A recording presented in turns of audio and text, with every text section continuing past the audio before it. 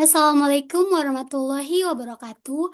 Halo semuanya, perkenalkan saya Lisma Amalia, mahasiswi program studi ekonomi pembangunan dengan NIM akhir 012.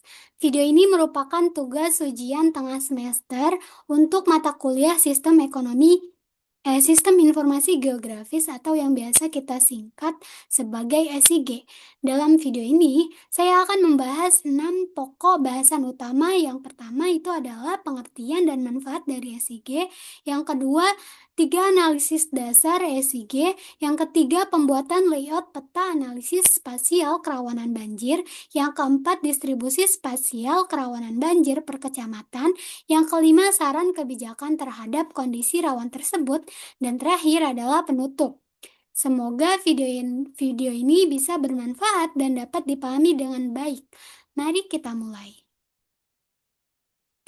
Nah, sebelum kita masuk ke definisi, mari kita lihat sejenak bagaimana SIG lahir.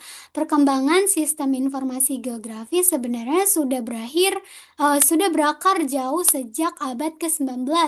Salah satu tonggak paling bersejarah terjadi pada tahun 1854 saat terjadi wabah kolera yang menewaskan ratusan warga London di Inggris. Nah, seorang dokter yang bernama Dr. John Snow tidak tinggal diam. Beliau melakukan sesuatu yang pada akhirnya itu sangat inovatif. Ia memetakan satu persatu lokasi para penderita dari penyakit kolera ini di atas peta kota London. Dari peta tersebut, ia menemukan pola sebuah klaster spasial yang menunjukkan hampir seluruh kasus berpusat di sekitar sebuah pompa air umum di Broad Street yang telah terkontaminasi. Nah, inilah yang menjadi dasar perkembangan analisis spasial modern. Dari sebuah peta sederhana, sebuah nyawa bisa diselamatkan. Dan dari situlah SIG terus berkembang hingga menjadi sistem canggih seperti sekarang.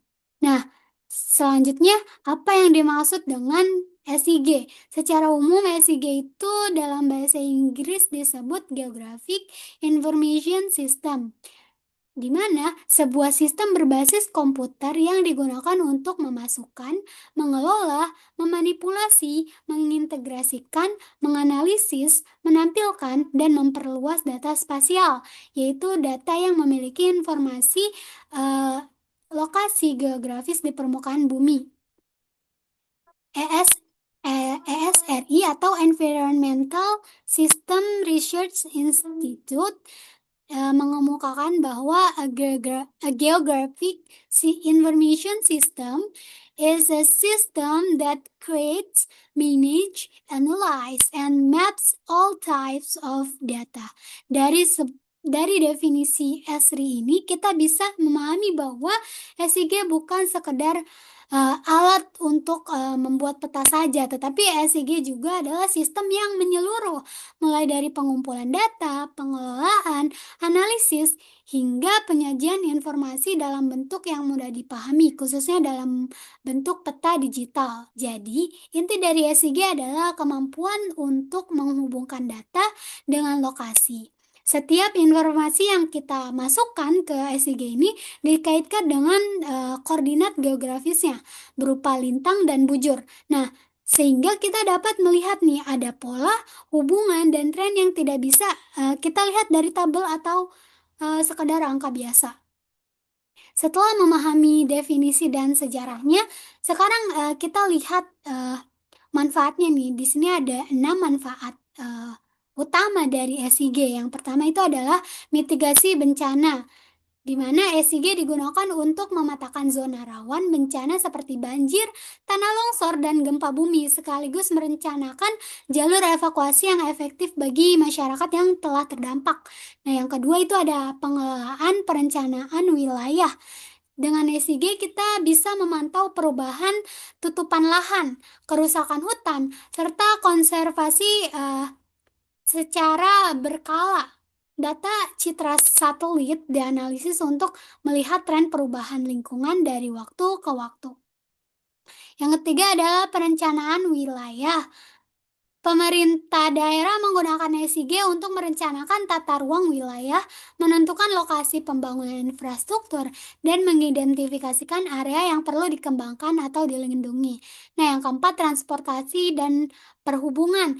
SIG digunakan untuk merencanakan jaringan jalan, manajemen lalu lintas, penentuan rute angkutan umum, dan pengembangan infrastruktur transportasi secara keseluruhan. Yang kelima ada telekomunikasi, di mana dalam telekomunikasi SIG itu membantu merencanakan penempatan menara BTS atau Best Transceiver Station secara optimal agar jangkauan sinyal itu merata dan dapat efisien. Nah, yang terakhir itu ada bisnis ekonomi, di mana SIG digunakan untuk menganalisis potensi pasar, menentukan lokasi strategis untuk membuka usaha, serta memetakan distribusi lokal dan kebutuhan konsumen berdasarkan lokasi geografisnya. Di sini kita ada 3 analisis dasar SIG. Nah, yang pertama itu overlay atau tumpang susun, di mana ini adalah proses menumpang susunkan 2 atau lebih lapisan data vektor untuk menghasilkan informasi baru yang menggabungkan karakteristik dari masing-masing lapisan. Ada beberapa tools utama dalam overlay vector yang perlu kita ketahui. Yang pertama itu ada clip atau memotong suatu layer data menggunakan layer area pembatas lain, sehingga hanya bagian yang berada dalam batas tersebut yang tersisa. Yang kedua adalah erase atau menghapus bagian data yang berada di dalam area layer pemotong. Yang ketiga ada intersect, yaitu menggabungkan 2 layer tetapi hanya mempertahankan area yang saling beririsan atau tumpang tindih. Nah, yang terakhir itu ada union atau menggabungkan seluruh area dan informasi atribut dari kedua layer, baik yang beririsan maupun tidak. Nah, dalam konteks analisis banjir, overlay itu sangat berguna untuk menggabungkan layer hasil buffer sungai dan layer batas kecamatan, sehingga kita bisa mengetahui nih kecamatan mana aja yang masuk ke dalam zona rawan banjir tersebut. Yang kedua ada buffer atau zona penyangga, di mana proses pembuatan area atau zona penyangga dalam radiasi jarak tertentu dari suatu objek target bisa berupa titik, garis, maupun area. Nah, buffer sendiri ini terbagi menjadi 2 jenis, teman-teman. Yang pertama itu single ring buffer atau hanya menghasilkan satu zona radius dengan jarak tunggal. Yang kedua itu adalah multiplier ring buffer, di mana menghasilkan beberapa zona radius yang bertingkat kedekatan suatu objek terhadap fitur target. Nah, dalam tugas dari ujian tengah semester ini, saya menggunakan multiplier ring buffer pada layer sungai untuk membuat zona kerawanan banjir berdasarkan jarak dari sungai. Semakin dekat suatu wilayah dengan sungai, maka semakin tinggi tingkat kerawanannya. Yang ketiga itu adalah generalisasi atau dissolve. Analisis ketiga ini khususnya menggunakan metode dissolve. Generalisasi sendiri adalah proses menyederhanakan informasi dalam peta agar lebih mudah dibaca dan dipahami. Proses ini sangat dipengaruhi oleh skala peta nih teman-teman, di mana peta dengan skala besar seperti 1,25.000 menyajikan detail yang sangat tinggi, sementara peta skala kecil seperti 100.000 itu menampilkan informasi yang lebih tersaring dan umum. Nah, dissolve secara spesifik mengombinasikan poligon-poligon kecil yang memiliki nilai atribut sama menjadi satu poligon besar yang lebih umum. Dalam analisis kerawanan banjir, dissolve digunakan setelah proses buffer untuk menyatukan seluruh zona dengan kelas kerawanan yang sama ke dalam satu bentuk visual yang bersih dan mudah dibaca. Saya akan menjelaskan hasil analisis spasial yang telah saya lakukan menggunakan perangkat lunak ArcGIS. Studi kasus yang saya pilih di sini adalah Kota Kuningan, Provinsi Jawa Barat, di mana metodologi dan tahapan pengerjaan. Proses pengerjaan peta ini mengikuti alur kerja SIG yang sistematis, yaitu di mana ada download data terlebih dahulu, lalu input data, di mana data RBI yang telah saya download itu dimasukkan ke dalam lembar kerja ArcGIS, mencakup layer sungai, batas wilayah kecamatan, dan basemap topografis. Selanjutnya itu ada multiplayer ring buffer. Saya menerapkan analisis multiplayer ring buffer pada layer sungai dengan 5 kelas jarak sesuai klasifikasi kerawanan. Nah, selanjutnya itu ada tahapan overlay atau dissolve, di mana hasil buffer kemudian di-overlay dengan batas kecamatan, lalu diproses dengan dissolve untuk menyederhanakan tampilan zona kerawanan.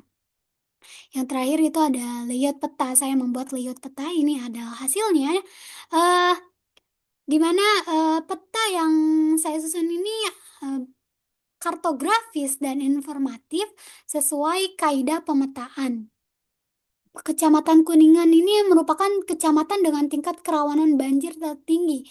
Kecamatan ini memiliki luas 7.081,16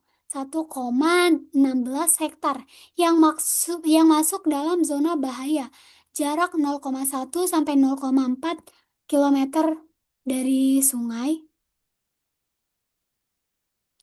Ditambah 3.947,64 hektar dalam zona sangat bahaya, jarak kurang dari 0,1 km dari sungai. Hal ini sangat beralasan secara geografis, di mana Kecamatan Kuningan merupakan pusat kota Kuningan yang terletak di dataran rendah dan dikelilingi oleh jaringan sungai yang padat. Kepadatan sungai yang tinggi di wilayah ini membuat hampir seluruh area pemukiman berada dalam jangkauan zona buffer yang dekat dengan aliran air. Nah, kecamatan paling aman tentunya Kecamatan Ciawi Gebang. Di sisi lain, Kecamatan Ciawi Gebang ini tercatat sebagai kecamatan dengan tingkat kerawanan banjir terendah, di mana hanya 0,55 hektar wilayahnya yang masuk dalam zona sangat rendah dan 21,71 hektar dalam zona rendah. Ini menunjukkan bahwa sebagian besar wilayah Ciawi Gebang berada pada jarak yang relatif, teman-teman, jauh dari sungai. Karena jauh dari sungai, lalu lebih dari 1,2 kilometer, sehingga risiko terdampak banjir langsung dari uapan sungai itu sangat minim. Nah, yang terakhir adalah zona sedang. Kecamatan Jelaksana mendominasi zona sedang dengan luas 703,42 hektar. Wilayah ini berada pada jarak 0,4 sampai 0,8 kilometer dari sungai, yang berarti masih dalam batas zona waspada. Meskipun tidak separah Kecamatan Kuningan, Jelaksana tetap perlu mendapat perhatian dalam perencanaan mitigasi banjir. Saran yang dapat diberikan berdasarkan hasil analisis spasial yang telah saya paparkan, ada beberapa saran yang dapat diberikan untuk mengatasi kondisi kerawanan banjir di Kota Kuningan, khususnya di Kecamatan Kuningan sebagai zona paling rawan. Saran ini saya tinjau dari 4 sisi. Yang pertama itu ada dari sisi kebijakan ekonomi. Pemerintah daerah perlu mempertimbangkan beberapa langkah strategis, seperti yang pertama, pembatasan izin pembangunan dan investasi baru di zona sangat bahaya, di mana kurang dari 0,1 km dari sungai, untuk mengurangi potensi kerugian ekonomi akibat banjir berulang. Yang kedua itu ada pemetaan ulang kawasan perdagangan dan bisnis menggunakan SIG agar pusat ekonomi tidak terkonsentrasi di wilayah dengan kerawanan banjir tinggi. Yang ketiga itu ada penyusunan skema asuransi bencana berbasis lokasi spasial, sehingga masyarakat di zona rawan mendapat perlindungan finansial yang memadai. Yang kedua itu dilihat dari sisi sosial dan komunitas, di mana pendekatan berbasis komunitas sangat penting untuk memastikan masyarakat memiliki kapasitas adaptif yang memadai. Nah, yang pertama itu ada saran sosialisasi peta kerawanan banjir kepada masyarakat, terutama di Kecamatan Kuningan, agar warga itu memahami tingkat resiko di lingkungannya masing-masing. Yang kedua itu ada pembentukan komunitas siaga bencana berbasis RT atau RW yang terlatih untuk melakukan evakuasi mandiri secara tepat dan terkoordinasi. Yang ketiga itu ada integrasi informasi spasial kerawanan banjir ke dalam kurikulum pendidikan lokal, sehingga kesadaran masyarakat eh, terhadap bencana ini tertanam sejak dini. Nah, yang ketiga itu ada dari sisi mitigasi bencana. Nah, ada beberapa rekomendasi yang perlu diimplementasikan. Yang pertama, normalisasi sungai secara berkala di wilayah Kecamatan Kuningan, terutama pada segmen yang berdekatan langsung dengan pemukiman padat. Nah, yang kedua itu ada pembangunan tanggul atau dinding penanahan banjir dari zona sangat berbahaya berdasarkan hasil analisis buffer yang telah saya lakukan. Nah, diprioritaskan pada area dengan kepadatan penduduk yang tertinggi. Nah, yang ketiga itu ada pengembangan sistem peringatan dini atau early warning system yang terintegrasi dengan data SIG, sehingga eh, peringatan banjir dapat disampaikan secara spasial dan tepat sasaran kepada masyarakat yang berada di zona terdampak.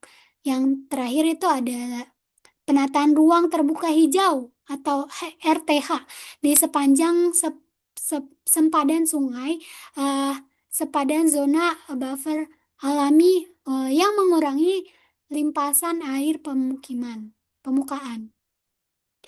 Nah, yang terakhir kita lihat dari sisi integrasi data spasial, di mana eh, ada saran untuk pembangunan database SIG terpadu yang mengintegrasikan data sungai, tutupan lahan, curah hujan, dan kepadatan penduduk secara real time untuk pemantauan kerawanan banjir yang lebih akurat dan dinamis. Yang kedua itu ada kolaborasi antara pemerintah daerah, di mana BPBD dan akademisi untuk pembaruan peta kerawanan banjir secara periodik menggunakan data citra satelit terkini. Nah, yang terakhir itu pengembangan platform WebGIS yang dapat diakses publik, sehingga masyarakat dapat secara mandiri mengecek tingkat kerawanan banjir di lokasi tempat tinggal mereka. Sebagai rangkuman, kita telah membahas bahwa SIG adalah sistem berbasis komputer yang mampu mengelola dan menganalisis data spasial. Dengan sejarah yang berakar dari pemetaan kolera Dr. John Snow pada tahun 1854, manfaatnya mencakup 6 sektor utama, mulai dari mitigasi bencana hingga ekonomi dan bisnis.